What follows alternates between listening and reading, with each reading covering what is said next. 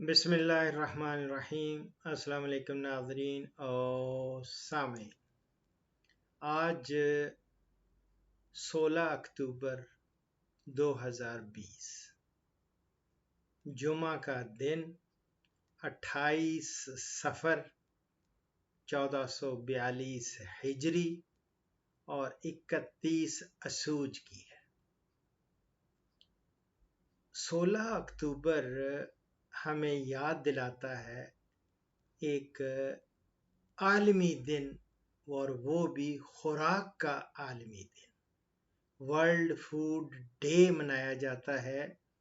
एक हमारा आलमी अदारा है FAO, फूड एग्रीकल्चर ऑर्गेनाइजेशन। ये हर साल इस दिन को पूरा आलमी दिन वर्ल्ड फूड डे के तौर पे मनाते हैं। तो मैं आज चूँकि मेरी छुट्टी थी और अभी अभी मैं अपने नाज़रीन और सामीन के कमेंट्स वो देख रहा था, और उनमें एक कमेंट बड़ा इंटरेस्टिंग सा है और बड़ी ज़बरदस्त फरमाइश इन्होंने की है। इनका नाम है फैसल नवीद साहब। फैसल नवीद साहब फरमाते हैं कि सर वीट की न्यू वीडियो बनाएं। ये 10 साल पुरानी है और वो वीट कल्टीवेशन के ऊपर मैंने जो डॉक्यूमेंट्री आज से 10 साल पुरानी वो और मुख्तलिफ उस वक्त में पूरी की पूरी डॉक्यूमेंट्री अपलोड करना 10 साल पहले मुश्किल था, तो मैंने उसको पार्ट्स में अपलोड किया था। तो ये जो कमेंट इन्होंने दिया है वीट कल्टीवेशन का, वो भी implements and seed treatment part 3, और डिफरेंट पार्ट्स में मैंने वो पूरी डॉक्यूमेंट्री, और ये डॉक्यूमेंट्री PTV पे भी ये इसको टेलीकास्ट किया गया। और ये उन दिनों की बात है जब मैं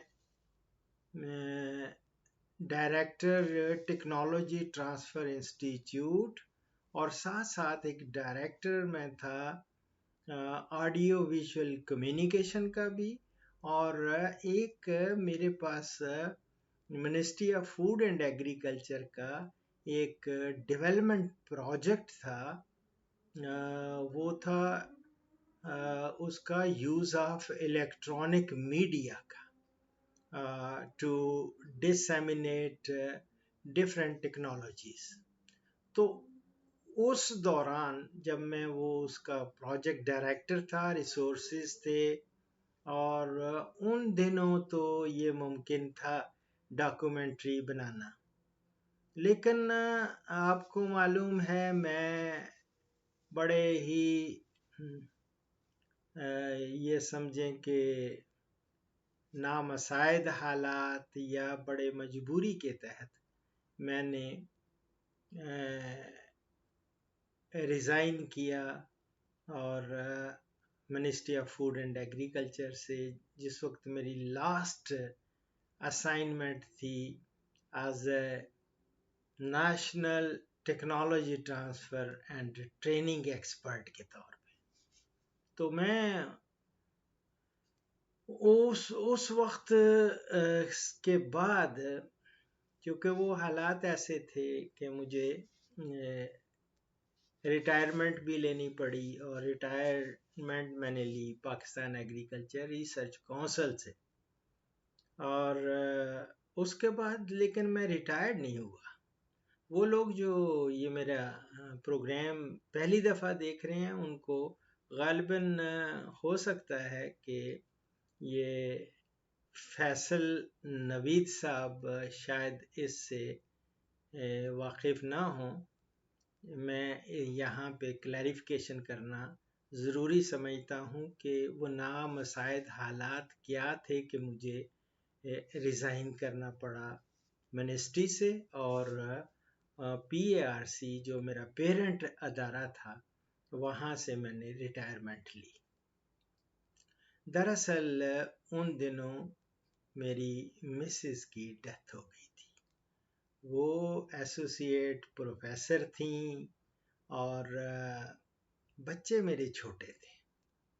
उस वक्त स्कूलों में थे, तो एक यूनिवर्सिटी में एक थे, लेकिन ज़्यादा स्कूल्स में थे।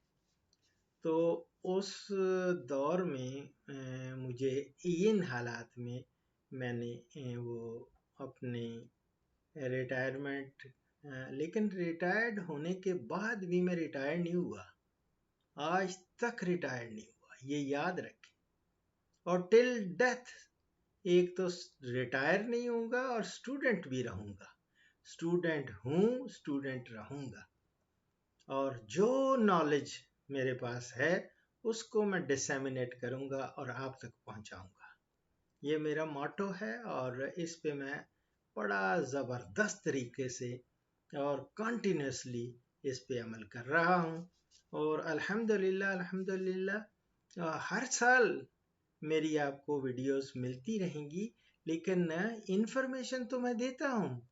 अभी भी मैंने वीट प्रोडक्शन की 2020-2021 की प्रोडक्शन टेक्नोलॉजी पे चंद एक प्रोग्राम्स किए हैं ऑलरेडी। अगर आप थोड़ी जहमत करें तो मेरे क्रॉप्स या फील्ड क्रॉप्स और फसलात वाली प्लेलिस्ट में जाएंगे तो आपको ये भी इंशाल्लाह ताला वीट का भी आपको मिलेगा, जिसमें मैंने 2020-2021 के लिए मुख्तलिफ जो नई हैं, अब वो वाकई 10 साल पुरानी तो वैराइटीज़ भी डिफरेंट थी, और लेकिन याद रखें जो हल्का फुल्का थोड़ा सा फ़र्क पड़ा है, जहरों का थोड़ा जदीद आ गई हैं अब सीड ट्रीटमेंट के लिए। उस वक्त मैंने अगर बेनलेट कहा तो अब मैंने आपने देखा होगा थायोफेनेट मिथाइल कहा है, और इसको या अमीडाक्लोप्रिड उस वक्त नहीं थी, अब अमीडाक्लोप्रिड दे रहा हूँ, लेकिन चीज़ें वही हैं। लेकिन उसमें जो नई चीज़ें आई हैं वो हैं वैरायटीज़, ज़्यादातर वैरायटीज़ हैं।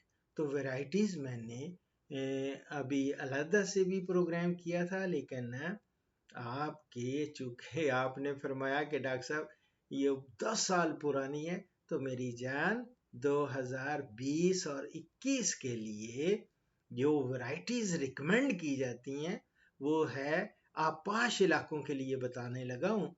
वो है सहर 2006, और इस सब की बताऊंगा कि इनकी नॉर्मली 1 नवंबर से लेके 15 दिसंबर तक इनकी प्लांटिंग डेट्स हैं, यानी सोइंग टाइम जो है ना वो 1 नवंबर से 15 दिसंबर तक।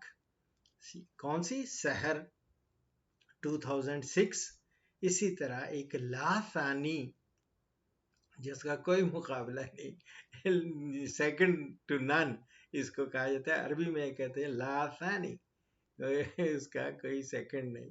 तो लासानी नाम रखा वीट की वैरायटी का, 2008 की ये वैरायटी है, 2008 ये भी रिकमेंड की जाती है। इसी तरह फैसलाबाद 2008 ये भी वैरायटी है, ये भी 1 अप्रैल से 10 दिसंबर तक इनकी बुआई है। इसी तरह पंजाब 2011, इसी तरह मिल्लत 2011, इसी तरह एक हमारी नेशनल एग्रीकल्चर रिसर्च सेंटर जो कि मेरा जहाँ मैंने 25 साल गुजारे, वो NARC बहुत इस वक्त पाकिस्तान के बड़े तहकीकी अदारों में इसका शुमार होता है, और सबसे बड़ा PARC का रैली अदारों में इसका नंबर 1 है। NARC 2011 और इसी तरह गैलेक्सी 2013, इसी तरह आपकी आ जाती है। लेकिन ये NARC 1 नवंबर से लेके आप 30 नवंबर तक आपने इसकी बुआई करनी है। डोंट एंटर इन दिसंबर। फिर हर एक दिन जो आप लेट होंगे तो इसकी प्रोडक्शन पे असर पड़ता है, आपकी प्रोडक्शन कम होती जाएगी। इसी तरह मेरी जान गैलेक्सी 2013 मैंने बताया, इसी तरह उजाला 2016, ये भी नई वैरायटीज हैं। एक है बोरलाग। बोरलाग एक बहुत बड़े साइंटिस्ट हुए हैं जिन्होंने हमारे ग्रीन रेवोल्यूशन में उनका बहुत बड़ा रोल है। तो बोरलाग 2016, ये 10 दिसंबर नवंबर से लेके इसके 10 दिसंबर तक आप इसकी बुवाई कर सकते हैं। बाकी एक जौहर 2016 है वैरायटी, इसी तरह गोल्ड 2016 है, NN वीट की है, NN गंदम, ये भी बहुत ज़बरदस्त वैरायटी है। ये 10 नवंबर से लेके 10 दिसंबर तक होती है। इसी तरह आप बहुत सारी हैं, फ़ख्रे बकर है और डिफरेंट, ये मैंने अपने प्रोग्राम में बताया था। प्लीज़ इनके लिए शरा बीज भी बताया। सीड रेट जो है 30 नवंबर तक जिसकी बुआई आपने करनी है वो 40 किलोग्राम से लेके 50 किलोग्राम तक, जबकि 15 दिसंबर से आगे जब करेंगे तो सीड रेट आपको बढ़ाना पड़ेगा। वो 50 से 55 किलोग्राम फी एकड़, वो आप, ये मैं कह रहा हूँ इरिगेटेड एरियाज की बात कर रहा हूँ। बाकी रहा बीज को जहर लगाने का तरीका, वो मैंने एक अलग से एक छोटी सी वीडियो बनाई, वो आप देख लें। ज़मीन की तैयारी कैसे करनी है वो भी बताया। और इसी तरह गंदम को की बहुत इरिगेशन, फर्टिलाइज़र कितना देना है और इरिगेशन कौन कौन से मरहले में ज़्यादा इम्पॉर्टेंट होती है। लेकिन हमेशा याद रखें जो ओल्ड इज़ गोल्ड, पुरानी, वैसे मेरी जो बनाई हुई हैं डॉक्यूमेंट्रीज लोग अभी भी पसंद करते हैं और वाकई वो बहुत पुरानी हो चुकी हैं। वो डॉक्यूमेंट्री बनाना तो मेरे इस वक्त मेरे रिसोर्सेज में नहीं है, और इसलिए आप इसी मेरी काविश को काफ़ी समझें और उसको पजीराई दें। पसंद आए तो ज़रूर लाइक किया करें, क्योंकि मैं कोई किसी से ना तो इसकी उजरत लेता हूँ और ना ही कोई मुझे मजबूर करता है कि ये ज़रूर प्लीज़ आप करें। नो बाबा, this is from my inner side. मैं एक नोबल डीड करके, और ये सारे नोबल डीड्स का ही हिस्सा है, एक अच्छा काम है, नेकी का काम समझते हुए मैं टेक्नोलॉजीज आप तक पहुंचाता रहता हूं। और जदीद जितनी भी इंफॉर्मेशन होती है वो, और जो मसाइल फार्मर्स को दरपेश होते हैं उनका हल बताता हूं। और ये सारा बेलौस है, बेलौस सेल्फलेस सर्विस है। प्लीज़ इसको अगर आपको पसंद आए तो ज़रूर, और चैनल को भी सब्सक्राइब कर लें। और इसका मैं ये आपने देखा होगा मेरे कोई, अब मैंने वो भी ख़त्म करा दिया इसको मोनेटाइज करने का, कि इसके ऊपर नहीं तो इतनी एड्स आ जाती थी। अब आप देखते होंगे कोई प्रोग्राम के ऊपर आपको ऐड नहीं मिलेगी। क्यों? अगर ये आपकी मर्जी है, सब्सक्राइब करना चाहें, समझें कि ये ठीक है यार, ये चैनल ज़बरदस्त है, और ख़ास तौर पे इसलिए भी ज़बरदस्त गर्दाना जाता है कि इसमें क्रॉप्स ही नहीं, इसमें fruits, vegetables, live stock, birds और ज़मीनें, कलराठी ज़मीनें। मेरी एक बहन ने लिखा हुआ है कि डॉक्टर साहब कलराठी ज़मीनों पे भी होना चाहिए, तो उनका भी मैं अलग से लूँगा सवाल और उनका भी जवाब दूंगा। मैंने सोचा जो छोटे छोटे कई एक ने एक आध चीज़ पूछी होती है तो वो तो मैं फ़ौरन वहीं पे लिख देता हूँ कमेंट में ही। अगर किसी ने कहा नहीं डॉक्टर साहब मुझे, और देखें ना यहाँ किडनी स्टोन का कहा डॉक्टर साहब, वो कोई होम्योपैथिक की वो मेडिसिन बता दें, वो मैंने वहीं लिख दी। लेकिन मैं उन पे भी सोच रहा हूँ कि अलग से एक एक प्रोग्राम करूँ। मैं यार जिंदा सोहबत बाकी, दुआओं में याद रखें। अगर जिंदगी रही तो इंशाअल्लाह ताला ये सिलसिला जारी रहेगा। दुआओं में याद रखें। फीमान अल्लाह।